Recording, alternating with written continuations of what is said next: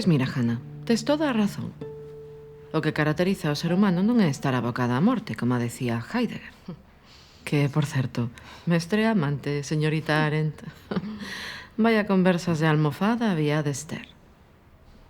Pero xa o dixaches ti, o que caracteriza as persoas non é a morte, é o nacer. Ese momento no que todo está por facer. É o que facemos o que nos converte no que somos. En cada momento podemos iniciar algo, reproducir o nacemento, facérmonos dunha maneira nova. E así, coas nosas accións, irnos construindo unha e outra vez.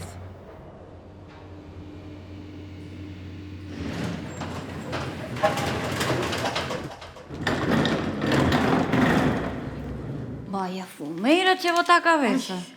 Que faz, muller? Esperando pola clase política que ven de visita. Ai, por iso tes esa cara de Hannah. Para ela, a cerna da política é xuntarse case máis en condicións de igualdade para falar, escoitar, debater, para emprender algo. Así que por que lle chamamos política a isto que temos agora, María? Política non sei, pero os políticos ben podíamos chamarlles CEO, que lle gusta a todo o mundo. Eu, de feito, son a CEO, a Chief Executive Officer, da División de Escaleiras Impolutas. CEO. Craváchelo. Para Arendt, o que había na súa época e o que hai agora é xestión xerarquizada. A verdadeira política é outra cousa. É pensar xuntas para acordar e actuar. E non limitarse a votar cada 4 anos. Pois como teñan que facer iso os que están no poder... Non teñen tanto. O poder real está do noso lado. Senón a opinión pública non sería tan importante. Ui, a iso a miña avoa diríache que o poder está na punta do fusil. Hannah diríalle a... A señora Remedios? Hannah diríalle a señora Remedios que de aí non sai o verdadeiro poder. Só sai violencia. E cando só queda iso, comeza a desidia, a desobediencia, nada funciona e acaba en ruína. Entón o que estás dicindo é que se nos xuntásemos... Iso sí é a liberdade.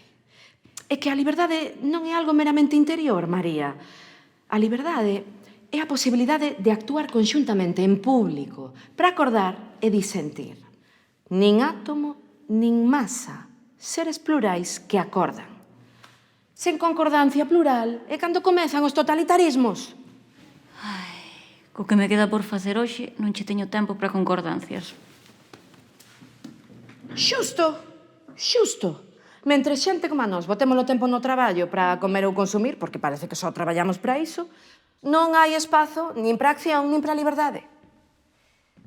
Ou seja, que ademais de andar mallada, resulta que tamén é dubidoso que sexa libre. Ai, pois estamos che boas.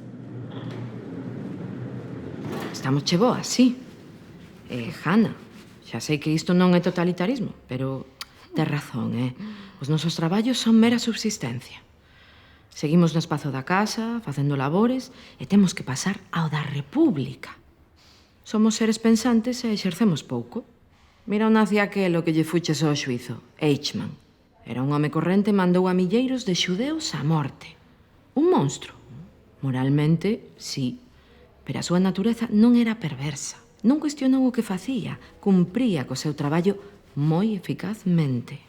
Non pensaba. Por iso, eu teño que reflexionar, non perderme no día a día, verme comigo mesma.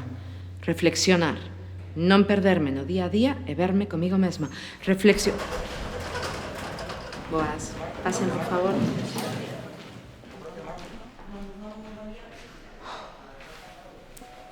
Reflexionar, non perderme no día a día